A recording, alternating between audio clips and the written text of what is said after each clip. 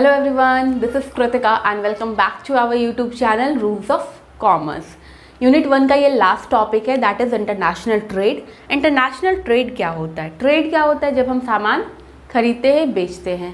International trade जब हम दो कंट्रीज़ के बीच में क्या होता है, कमोडिटी को एक्सचेंज करते हैं. कंट्री ए जो है कंट्री बी को कोई सामान बेच रही है, कंट्री बी जो है कोई और सामान किसी कंट्री ए को बेच, मतलब इम्पोर्ट एक्सपोर्ट एंट्री पॉट. बस हम इसी की बातें करने वाले हैं. इम्पोर्ट क्या होता है और एक्सपोर्ट क्या होता है? इम्पोर्ट क्या होता है?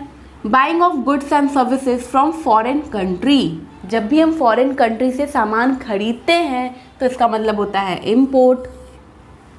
और जब भी हम फॉरेन कंट्रीज़ को सामान बेचते हैं तो उसका मतलब होता है एक्सपोर्ट. एंट्री पॉट क्या होता है? एक्सपोर्ट और इम्पोर्ट दोनों को कंबाइन कर दे तो होता है एंट्री पॉट. अब आप सोच रहे होंगे कि सामान बेचते हैं, मानिए कंट्री ए जो है इफ़िशियंट है प्रोडक्ट बी बनाने में, तो वो क्या करती है, या फिर रादर दैन इतना कंफ्यूजिंग करने से अच्छा है इंडिया ने क्या किया है, वो बहुत इफ़िशियंट है राइस के प्रोडक्शन में और यूएस को राइस चाहिए तो वो कंट्री भेज देती है. इंडिया क्या कर रही है? फॉरेन कंट्रीज़ को गुड्स सोल्ड कर रही है, मतलब एक्सपोर्ट कर रही है. यूएस को राइस बेच दिया. अब यूएस जो है वो बहुत ज़्यादा इफ़िशियंट है वीट बनाने में. जस्ट एक हाइपोथेटिकल एजम्पशंस है, कोई भी रियल फिगर नहीं है. यूएस बहुत अच्छा वीट प्रोड्यूस कर रही है, बहुत इफ़िशियंट है वीट प्रोड्यूस करने में, तो इंडिया क्या कर रही है, उससे ख़रीद ले रही है. तो हम अपना सामान जब भी कहीं बाहर भेजते हैं तो एक्सपोर्ट करते हैं और सामान अपनी कंट्री में हम लेकर आते हैं तो हम इम्पोर्ट करते हैं. और इम्पोर्ट और एक्सपोर्ट दोनों का जब कॉम्बिनेशन होता है तो एंट्री पॉट होता है. हो सकता है ना एक ही कंट्री किसी चीज़ को बेच रही हो किसी सामने वाले कंट्री को और उसी से कुछ सामान ले रही हो, तो मतलब एक ही कंट्री के साथ इंडिया का माने चाइना से एक्सपोर्ट भी होता है और इम्पोर्ट भी होता है. तो ये दोनों कंट्री एक्सपोर्ट करिए इम्पोर्ट करिए नहीं, हम एंट्री पॉट करिए ये बोल सकते हैं, क्योंकि क्या हो रहा है, दोनों ही कंट्री आपस में इम्पोर्ट और एक्सपोर्ट कर रही है. आपस में कंट्रीज जो है इंपोर्ट और एक्सपोर्ट कर रही हैं. अब इंपोर्ट और एक्सपोर्ट करने से दो हमारा थ्योरी आता है, वो है absolute advantage and comparative advantage. ये दोनों एक कॉस्ट एडवांटेज है, कॉस्ट के बेसिस पे ही ये दोनों थ्योरी है. एब्सोल्यूट एडवांटेज को एडम स्मिथ ने दिया था और इसको रिकार्डो ने दिया था, डेविड रिकार्डो. कंपैरेटिव को आपको याद होगा मैंने पढ़ाया था मर्केंटलिज्म. उसमें क्या होता था कि वो थ्योरी ये बोलती थी कि सिर्फ आप एक्सपोर्ट करते जाओ सो दैट कंट्री का वेल्थ इंक्रीज करे और इंपोर्ट को आप रिस्ट्रिक्ट कर दो. बट इसी थ्योरी को एडम स्मिथ ने बोला कि ये थ्योरी गलत है और उन्होंने एब्सोल्यूट एडवांटेज की थ्योरी लेके आई. क्योंकि अगर ऐसा होगा कि कंट्री इंडिया जो है सिर्फ एक्सपोर्ट कर रही है, इंडिया क्या कर रही है, सिर्फ एक्सपोर्ट कर रही है और इंपोर्ट को रिस्ट्रिक्ट कर दे रही है, तो इंडिया का तो वेल्थ बढ़ता जा रहा है, बट हो सकता है एक दूसरी कंट्री का जो डेवलपमेंट है, जो वेल्थ है, वो बिल्कुल भी इंक्रीज नहीं हो रहा है, उसका डेवलपमेंट रुक गया है. तो इसीलिए एडम स्मिथ ने बोला कि ये थ्योरी मर्केंटलिज्म जो है वो गलत है और वो लेके आए absolute advantage. Absolute advantage theory जो है बस इतनी सी बात बोलता है कि जो कंट्री जिस चीज़ जो कमोडिटी बनाने में प्रोड्यूस करने में वो इफ़िशियंट है उसी को प्रोड्यूस करे एंड सामने वाले कंट्री को वो एक्सपोर्ट कर दे. बस एग्जाम्पल के तौर पे हम ले सकते हैं इंडिया एंड चाइना. इंडिया जो है अगर ऑरेंजेस बनाने में इंडिया और इंडिया जो है वीट का प्रोडक्शन जो है 7 करती है, हम पर आवर में बात कर रहे हैं, लेबर पर आवर, और ऑरेंज ये 2 ही बना पाती है, जबकि चाइना क्या कर रही है, वीट 1 बना रही है और यहाँ पे वो 5 बना रही है.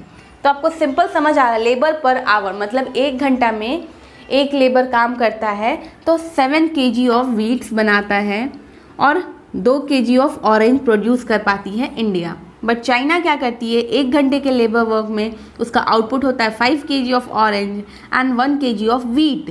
तो आप समझ पा रहे होंगे फिगर देख के ही कि इंडिया जो है इफ़िशिएंटली प्रोड्यूस कर रही है आपका वीट, तो वो वीट को क्या करे, चाइना को भेज देगी।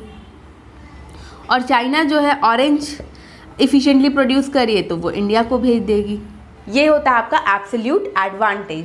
अगर प्रॉपर कितना एडवांटेज हुआ अगर हम ये कहना चाहें तो आप देखिए 7 kg यहाँ प्रोड्यूस हो रहा था, यहाँ 1 kg, तो in total 6 kg labour per hour जो है ये फ़ायदा हो रहा है चाइना को, एंड इंडिया को यहाँ पे 3 kg का फ़ायदा हो रहा है, क्योंकि इंडिया जो है 1 घंटे में 2 kg तो बना ही रही थी और चाइना 5 kg, तो मतलब 3 kg से ना शॉर्ट था, तो 3 kg का उसको इंडिया को भी फ़ायदा हो रहा है। तो ये होता है एब्सोल्यूट एडवांटेज। एब्सोल्यूट एडवांटेज बस इतनी सी बात बोलती है कि दो कंट्री जो है वो आपस में वही चीज़ को प्रोड्यूस करे जो वो इफ़िशिएंटली प्रोड्यूस करता है, एंड देन अदर कंट्री को वो एक्सपोर्ट करती जाए। ये एग्जाम्पल कुछ भी हो सकता है एंड कुछ भी फिगर आप लेकर बता सकते हैं। नेक्स्ट आता है कंपैरेटिव एडवांटेज। कंपैरेटिव एडवांटेज को रिकार्डो ने बोला। रिकार्डो ने ये बताया कि कंपैरेटिव एडवांटेज क्या होता है, the ability to produce a good at a lower opportunity cost than another production. एक कंपनी, एक कंट्री, एक फर्म कमोडिटी प्रोड्यूस कर रही है, अगर वो अपने कॉम्पिटिटर से लोअर अपॉर्चुनिटी कॉस्ट में अगर वो प्रोड्यूस करती है तो इसका मतलब है वो कंपैरेटिव एडवांटेज की बात कर रहे हैं।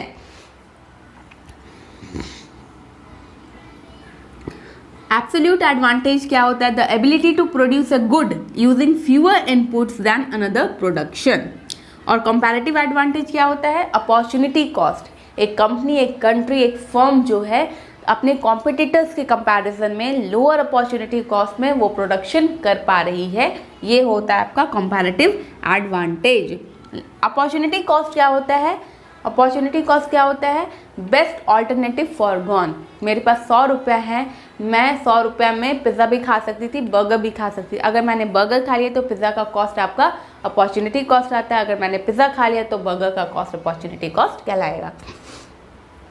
अब किसी बच्चे ने मुझसे पूछा था कि मैम एक्सप्लिसिट कॉस्ट और इम्प्लिसिट कॉस्ट को आप फिर से एक्सप्लेन कर दीजिए। Explicit cost, explicit and implicit. Definition तो मैंने बता दिया था उस क्लास में, बस मैं एक एक्सप्लेन करने की बात है। तो एक्सप्लिसिट कॉस्ट क्या होता है, एक्स वर्ड में ही देखिए एक्स इंक्लूडेड है, मतलब वो बाहर आउट ऑफ पॉकेट खर्च, आपका खर्च लग रहा है।